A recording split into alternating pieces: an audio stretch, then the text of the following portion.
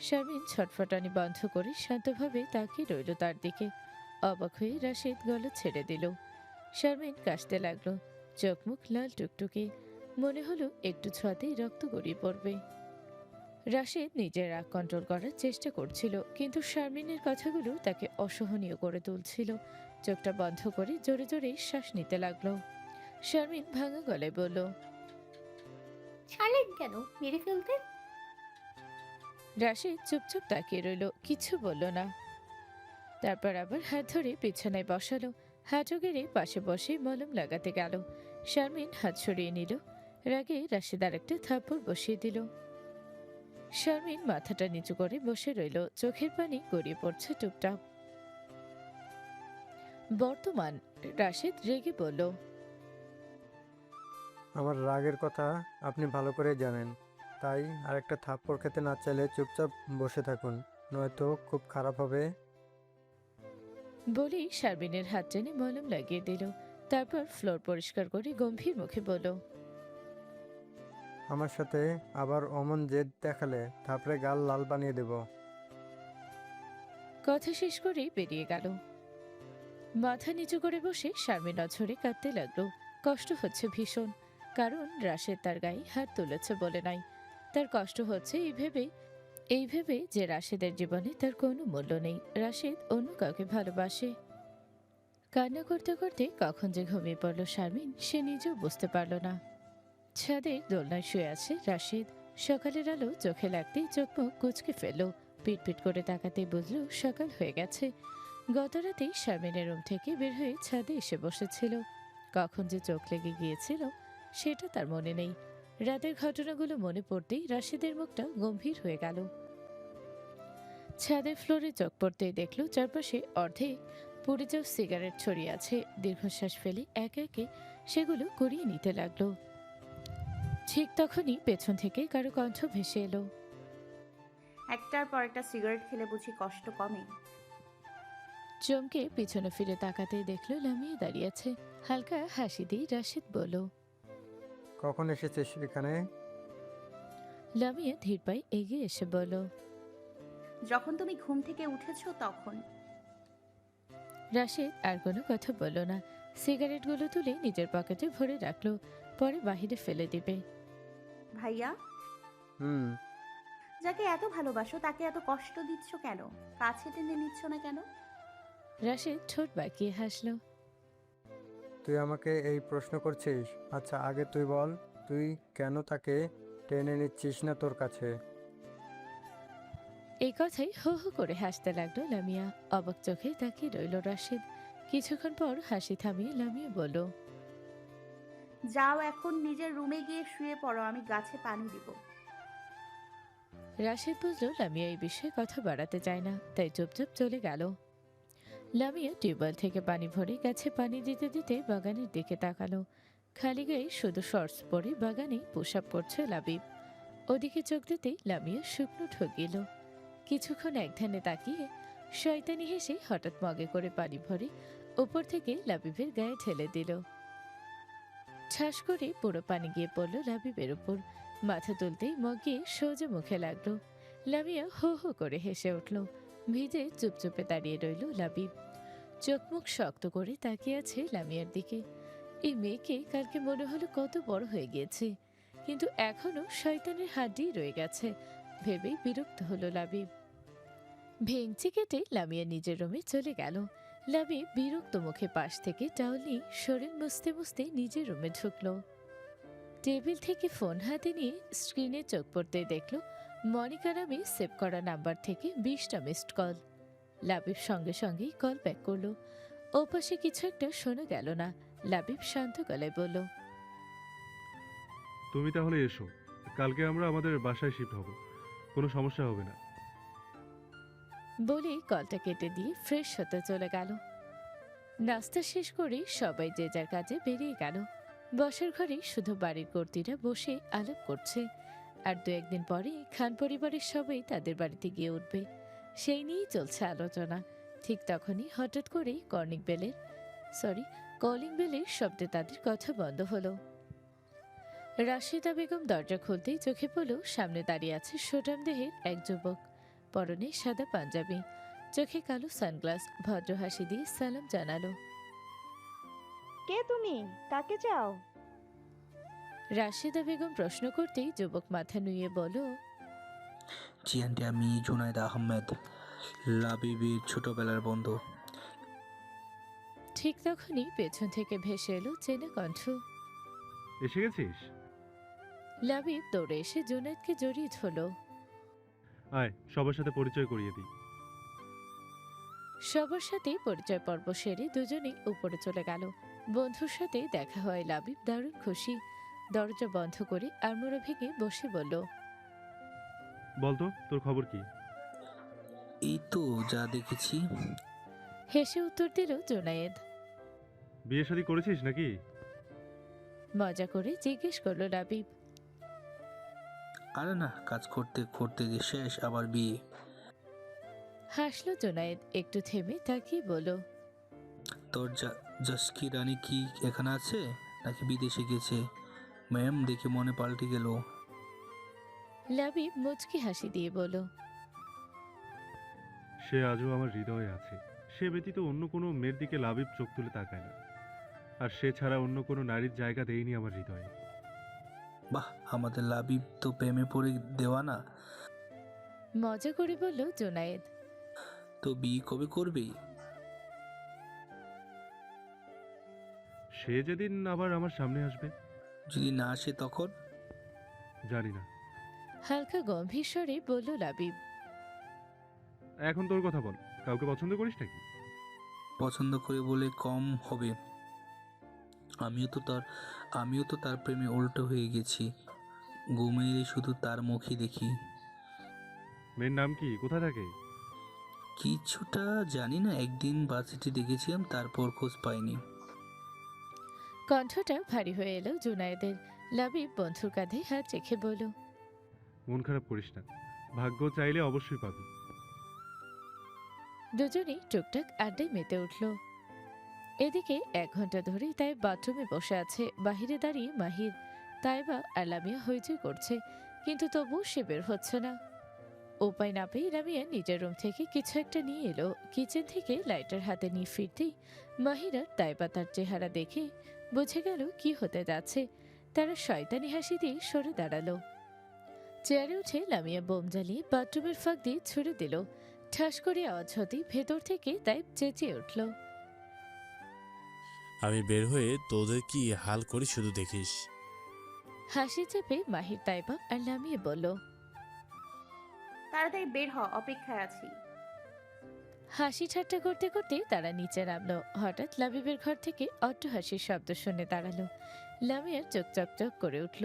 দ্রুত রুম থেকে বোমের প্যাকেট এনে মাহিরের হাতে ধরিয়ে দিয়ে বলল, আমার সহ্য হয় না বেশি হাসি। মাহির আতঙ্কিত স্বরে বলল, পাগল নাকি? লাবিব ভাই রেগে গেলে আমাদের খবর আছে। কিন্তু লামিয়া পাত্তা দিল না। সরাসরি বাগানে গিয়ে লাবিবের জানালার দিকে বোম ছুটতে লাগলো। ঠাস ঠুস শব্দে পুরো ঘর কেঁপে উঠল। ভেতরে জুনায়েদ চমকে বলল, কিরে ভাই, এই বাড়িতে যুদ্ধ শুরু হলো নাকি? এমন করে বোমা নিক্ষেপ করছে কে?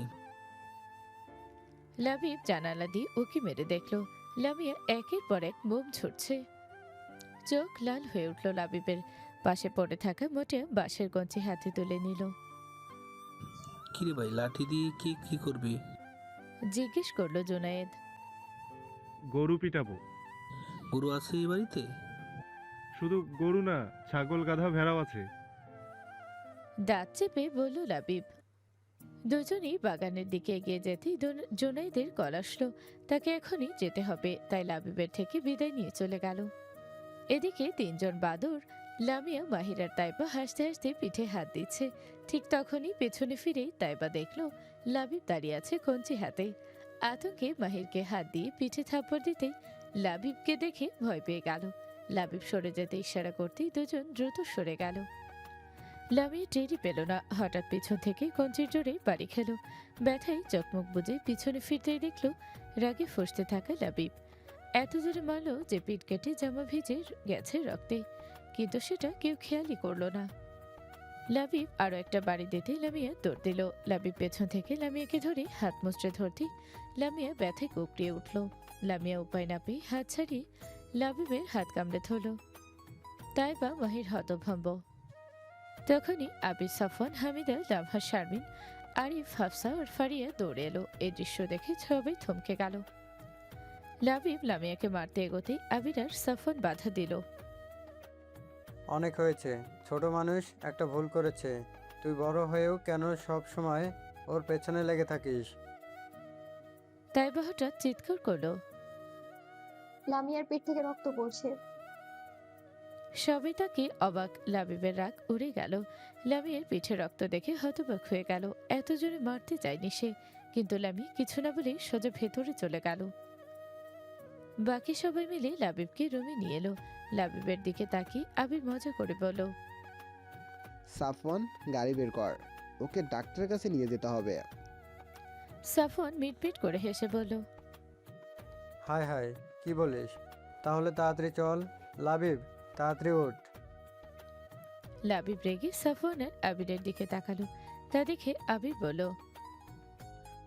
না মানে কামড়ের ইনফেকশন হতে পারে। লাবিব বিরক্ত হয়ে বলল। আমার সাথে মজা করছো? সবাই হেসে উঠল। শেষমেশ আবির মলম লাগিয়ে দিল। একে একে সবাই চলে গেল। লাবিব আয়নার সামনে দাঁড়িয়ে ক্ষত দেখলো। দাঁত চেপে বলল, জঙ্গলি বিড়াল একটা। বিরক্ত হয়ে বিছানায় গিয়ে শুয়ে পড়ল।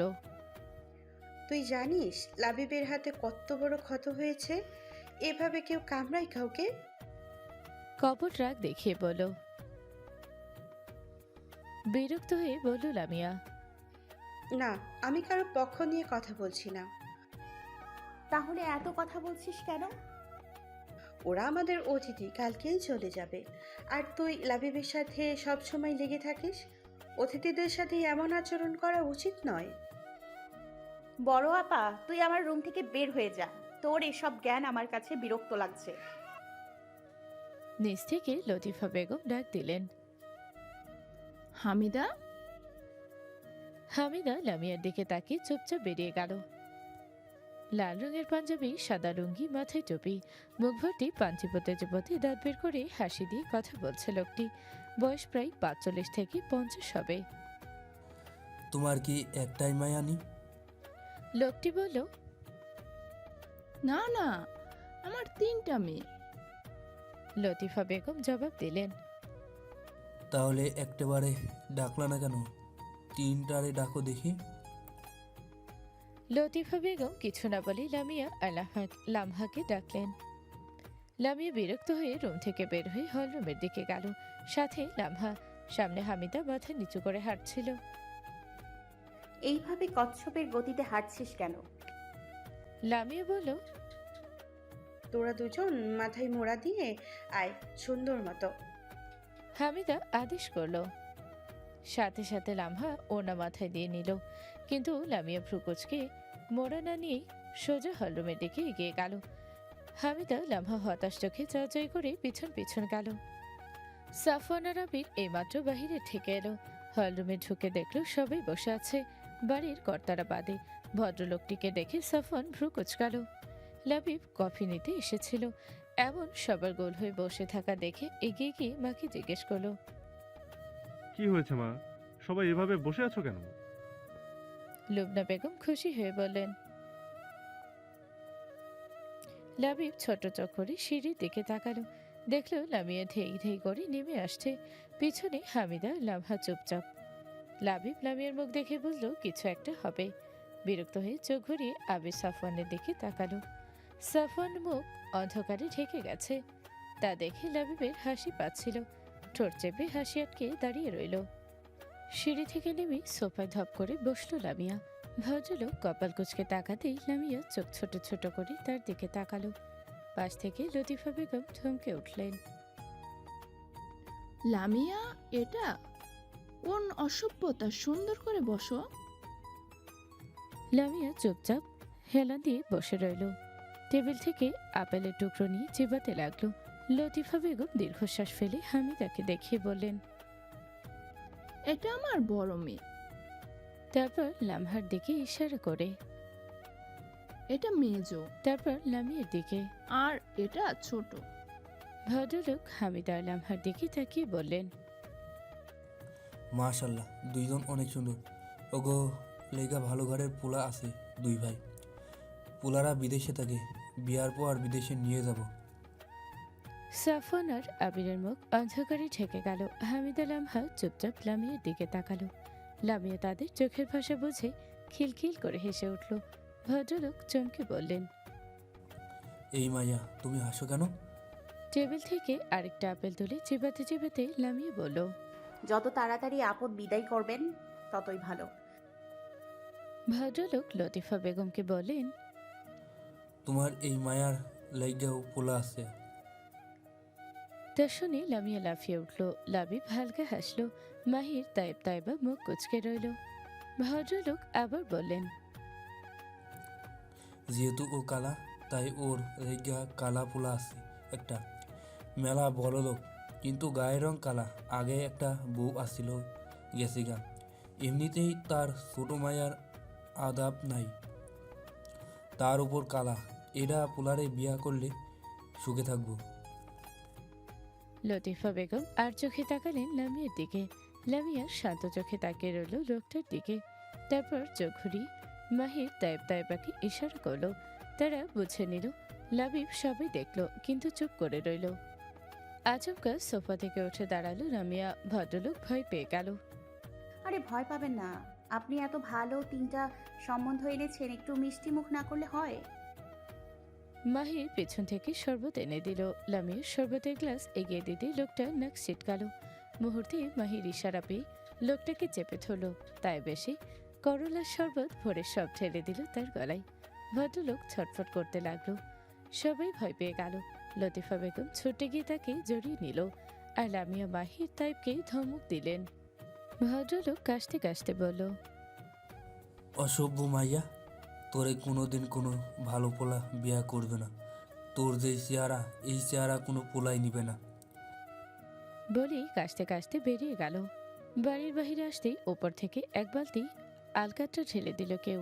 লোকটা ভয় পেয়ে লাফিয়ে উঠল। পিছন থেকে সাফওয়ান, আবির, হামিদা, লামহা, মাহির, তায়েব, লাবিব সবাই মুখ চেপে হাসল। লামিয়া শান্ত চোখে বলল, আজ আলকাত্র দিলাম, দ্বিতীয়বার বাড়ির আশেপাশে দেখলে অ্যাসিড দেব। লোকটা ভয়ে বলল, আমার ভুল হয়েছে, আমি আর আউম না এই বাড়িতে। অসভ্য মায়া ছেলে। বলেই পালিয়ে গেল। তোর এসব ফালতু কাজে আমি সব খুব বিরক্ত। রেগে বললেন লতিফা বেগম। পাশ থেকে রাশেদা বেগম বললেন, মেয়েটার দোষ নাই, কি সব কথা শুনিয়ে গেল লোকটা। লতিফা বেগম চিৎকার করে উঠলেন, ঠিকই তো বলেছে লোকটা। কে বিয়ে করবে ওকে? না আছে রূপ, না আছে আদর। চোখের সামনে থেকে সরে যা। তোকে জন্ম দেওয়াটাই পাপ হয়েছে আমার। বলেই চলে গেল। লামিয়া বাঁকা হাসি হাসলো। হামিদা লামহা তার হাত ধরতে গেল। লামিয়া হাত ছাড়া দিয়ে সোজা নিজের রুমে চলে গেল। লাবিব চুপচাপ তাকিয়ে রইল। সাদা জামায় এখনো পিঠে রক্ত শুকিয়ে দাগ হয়ে আছে। চারিদিকে পিনপিন নীরবতা। দুপুর থেকে বাড়ির কেউ আর হেসে কথা বলেনি, যেন সববাহী নীরবতা নেমে গেছে পুরো বাড়িতে। দিন কেটে রাত নামলো, তবুও কেউ লামিয়ার টিকিট পর্যন্ত খুঁজে পেল না। রাতে খাবার টেবিলে বসে আছে সবাই। লামিয়া বাদে চারপাশে পিনপিনে নীরবতা। বাড়ির কর্তারা তাকে দেখলো। মাহির, তাইবা মাথা নিচু করে বসে আছে। হামিদ সাহেব গলা খাকারি দিয়ে বললেন, তোমরা এখানে, কিন্তু তোমাদের সর্দার কোথায়? কেউ কোনো উত্তর দিল না। সবাই মাথা নিচু করে বসে রইল। হামিদ সাহেব এবার হামিদার দিকে তাকালেন। হামিদা, কি হয়েছে আম্মা? কোনো সমস্যা হয়েছে? আর লামিয়া কোথায়? হামিদা মাথা তুলে বাবার দিকে তাকালো। এক নজরে বোঝা গেল কিছু একটা ঘটেছে। চুপচাপ খাবার ছেড়ে উঠে লামিয়ার রুমের দিকে গেলেন হামিদ সাহেব। সবাই তাকিয়ে রইল, কিন্তু কেউ কিছু বলল না। রুমের দরজায় হালকা ধাক্কা দিতে দরজা খুলে গেল। ভেতরটা অন্ধকারে আচ্ছন্ন। তাড়াতাড়ি লাইট জ্বালিয়ে দেখলেন কাঁথামুড়িতেই শুয়ে আছে লামিয়া। ভ্রুকুচকে সামনে গিয়ে কয়েকবার ডাক দিলেন। লামিয়া। কোনো সাড়া নেই। কাঁথা সরাতেই দেখা গেল গালে হাত রেখে ঘুমিয়ে আছে। গালে হাত দিতেই চমকে উঠলেন। শরীর গরম, জ্বর এসেছে। হালকা ধাক্কা দিতেই পিটপিট করে চোখ খুলল লামিয়া। হালকা হাসি দিয়ে বলল, বাবা, তুমি কখন এলে? তোমার জ্বর এসেছে কিভাবে? আর সারাদিন না খেয়ে আসো কেন? আসো, চলো খাবার খাবে। খিদে নেই বাবা। আমার অনেক খিদা লেগেছে। তুমি যদি না খাও আমিও খাবো না। তোমার সাথে একসাথে সবাই খাবো। নিচে সবাই বসে আছে, এসো। বাবার কথা ফেলতে পারল না লামিয়া। আস্তে ধীরে বাবার হাত ধরে হাঁটতে লাগলো। সিঁড়ি দিয়ে নামার সময় বাবা মেয়েকে দেখে সবার মুখে হাসি ফুটল। চেয়ারে বসতেই ব্যথায় চোখ মুখ কুচকে ফেলল লামিয়া। সেটা দেখে লাবিব বুঝলো, কিন্তু কিছু বলল না। লতিফা বেগম খাবার বেড়ে দিতে লাগলেন।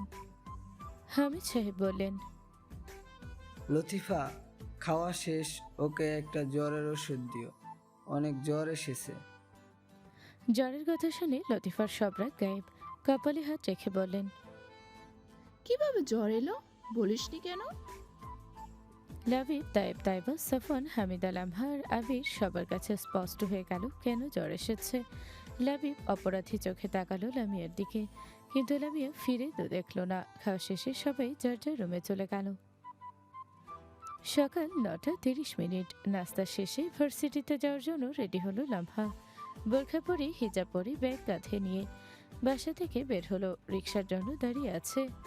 ঠিক তখনই সামনে গাড়ি নিয়ে দাঁড়ালো আবির। চশমা ঠিক করে চোখ কুচকে তাকালো লামহা। গ্লাস নামিয়ে আবির বলল, ভার্সিটিতে যাচ্ছিস? চল, আমি নামিয়ে দেই। কিছু ভেবে রাজি হলো লামহা। গাড়িতে বসে ব্যাগ থেকে বই বের করে মুখ গুজে রাখলো। আবির আর চোখে তাকিয়ে বিরক্ত হয়ে বলল, সারাদিন বইয়ে মুখ ডুবিয়ে রাখিস, এত কি পড়িস তুই? শান্ত চোখে একবার আবিরের দিকে তাকিয়ে আবার নিজের কাজে মন দিল লামহা। আবির বিরক্ত হয়ে গাড়ি ঘোরালো উল্টো পথে। চমকে উঠে লামহা বলল, আরে, এটা তো ভার্সিটির রাস্তা না? কোনো উত্তর দিল না আবির। চালিয়ে যেতে লাগলো। ভয় পেয়ে লামহা বলল, গাড়ি থামান। একটা নিরিবিলি জায়গায় গিয়ে গাড়ি থামালো আবির। চারপাশে কোনো মানুষ নেই। আতঙ্কিত চোখে তাকিয়ে লামহা বলল, এটা কোথায় নিয়ে এসেছেন? আমাকে ভার্সিটিতে দিয়ে আসুন প্লিজ। চোখে চোখ রাখলো আবির। লামহার অস্থিরতা বাড়ল। শুকনো ঢোকিলে বলল, আবির ভাই, এভাবে তাকাবেন না, আমার ভয় করছে। আবিরের বেশ হাসি পাচ্ছিল, কিন্তু থামিয়ে চুপচাপ তাকিয়ে রইল। এই নিরিবিলি জায়গায় আমরা কি করতে এসেছি? তুই আমার কথা শুনিস না? তাই ভেবেছি তোকে এখানে মেরে নদীতে ভাসিয়ে দেব। অসহায় চোখে তাকালো লামহা। এবার হেসে উঠল আবির। হাসছেন কেন? তোর চেহারা দেখে ভীষণ হাসি বলছে। মুখ ফুলিয়ে অন্যদিকে তাকিয়ে রইল লামহা। মুচকি হাসলো আবির। তারপর শান্ত কণ্ঠে বলল, আমাকে মিস করেছিলে? শান্ত কথায় চমকে তাকালো লামহা। আপনাকে মিস কেন করব? মানে, একবারও মনে পড়েনি আমার কথা? উহুম। চুপ করে তাকিয়ে রইল আবির। কিছুক্ষণ পর বলল, কাউকে ভালোবাসিস? কোনো রিলেশনে গিয়েছিলে বা আছিস কোনো রিলেশনে? চোখে চোখ রেখে লামহা বলল, হ্যাঁ, একজন আছে, তাকে আমি অনেক ভালোবাসি। কথাটা শুনে শ্বাস নিতে ভুলল আবির। বুকের ভেতরটা চিনচিনে ব্যথা।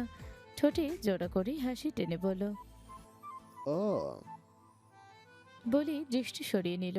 যাকে এত বছর ভালোবেসে এসেছে, যার জন্য অপেক্ষা করেছে, সে নাকি অন্য কাউকে ভালোবাসে।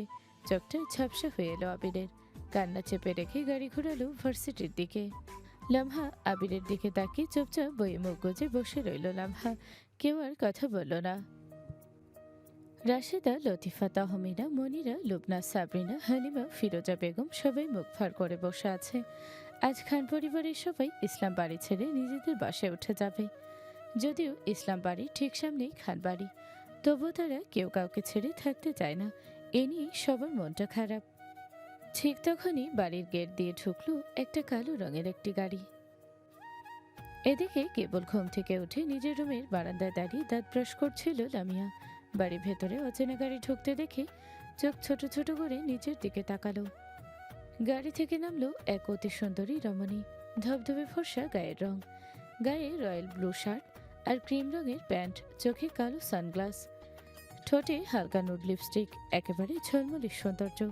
তার পিছনে নেমে এলো কালো শুটবুট পরা একজন লোক, দেখে মনে হচ্ছে বডিগার্ড। লামিয়া বারান্দার রেলিংয়ে বসে ভ্রু উঁচিয়ে তাকাতে দেখল লাবিব হাসি মুখে এগিয়ে এসে মেয়েটির সাথে হাত মেলাতে চাইল, কিন্তু মেয়েটি উত্তেজিত হয়ে সরাসরি লাবিবের গালে ঝাঁপিয়ে পড়ে গালে চুমু খেল। লাবিব বিরক্ত হয়ে ছাড়ানোর চেষ্টা করছে, কিন্তু মেয়েটি নাছর বান্দা। লাবিব আশেপাশে তাকিয়ে উপরে তাকাতেই তার চোখে চোখ পড়ল লামিয়ার সাথে। ব্রাসাতে বসে আছে লামিয়া। এক মুহূর্ত তাকিয়ে ছ্যা বলে মুখটা বাঁকিয়ে চলে গেল। তা দেখে লাবিব বিরক্ত গলায় বলল, লিভ মাই থ্রট। লাবিবের কণ্ঠ শুনে মেয়েটি ছেড়ে দিয়ে বলল, কালকে তো বললে আজ বাসা ছেড়ে চলে যাবে, এখনো এখানে কেন? হ্যাঁ, একটু পরেই যাব, এসো এখন। বলে মেয়েটিকে নিয়ে ভেতরে প্রবেশ করলো। লুবনা বেগম চোখ কুচকাল। এই মেয়েটিকে তিনি একেবারেই পছন্দ করেন না। সবসময় লাবিবের আশেপাশে ঘেঁষাঘেঁষি করে, এসব তার একদম সহ্য হয় না। ভেতরে ঢুকে মেয়েটি লুবনা বেগমকে জড়িয়ে ধরল। লুবনা বিরক্ত হলেও কিছু বললেন না।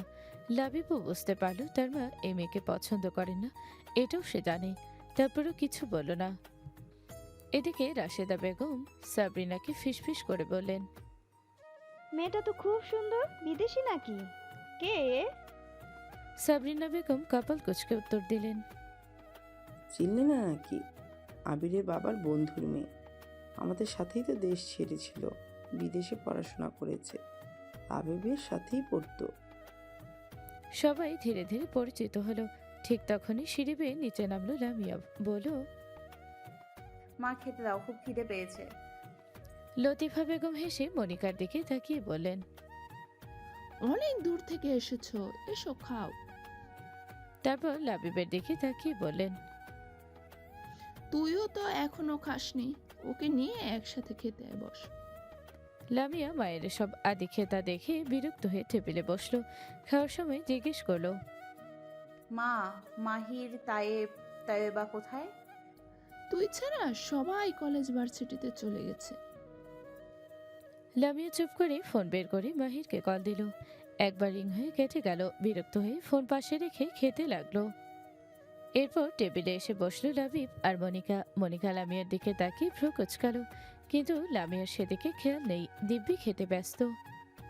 মনিকা হঠাৎ বাঁকা হাসি দিয়ে বলল, ও মাই গড, এটাই তো সেই কালো মেয়েটা না?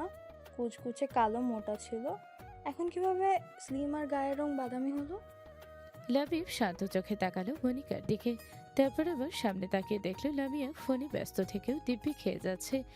সে কিছু শুনছে না, যেন কিছু যাই আসে না। এতে লাবিবের ভ্রু কুচকালো। তারপর গম্ভীর গলায় বলল, চুপচাপ খাও মনিকা। মনিকা পরোটার দিকে তাকিয়ে মুখটা বিকৃত করে বলল, ইয়াক, তেলে ডুবানো, আমি এগুলো খাবো না। তুমি আমার জন্য অন্য কিছু আনো প্লিজ, আমি ডায়েটে আছি। লাবিব শান্ত গলায় উত্তর দিল, একটা খেলে কিছুই হবে না। তাহলে তুমি খাইয়ে দাও, তুমি খাওয়ালে আমি বিষও খেতে রাজি। এটা বলে বাঁকা হেসে লামিয়ার দিকে তাকালো মনিকা। লাবিব চুপচাপ পরোটা ছিঁড়ে খাওয়াতে লাগলো মনিকাকে। মনিকা একটানা কথা বলছে, লাবিব হো হা করছে। মাঝে মাঝে আর চোখে লামিয়ার দিকে তাকাচ্ছে। লামিয়া দিব্যি খেতে ব্যস্ত। আশেপাশে কি হচ্ছে না হচ্ছে সেদিকে তার মাথা ব্যথা নেই। মনিকা হঠাৎ বলে উঠল, ও মাই গড, তোমার হাতে এমন কামড়ানোর দাগ কেন? এত বিশ্রী কামড় কে দিয়েছে? লাবিব চমকে উঠল আর চোখে দেখলো লামিয়া খাওয়া শেষ করে উঠে যাচ্ছে। লাবিব গম্ভীর গলায় উত্তর দিল, জংলি বিড়াল কামড়েছে, বেশি কিছু না। মনিকা তা বিশ্বাস করে বলল, ও গড, ইনজেকশন নিয়েছো তো? মনিকা আর কিছু না বলে খেতে লাগলো। খাওয়া শেষে লামিয়া গেল হল রুমে। একা একা ভীষণ বিরক্ত লাগছিল। সোফায় লম্বা হয়ে শুয়ে মাহিরকে মেসেজ দিতে গিয়ে হঠাৎ আননোন নাম্বার থেকে একটা মেসেজ আসলো। অবাক হলো লামিয়া, এ নম্বর তো একেবারে প্রাইভেট। মাহির, তায়েব তাই বা হামিদা আর লাভা ছাড়া কারো কাছে নেই, তাহলে এলো কোথা থেকে? কৌতূহলী মেসেজটা খুলল।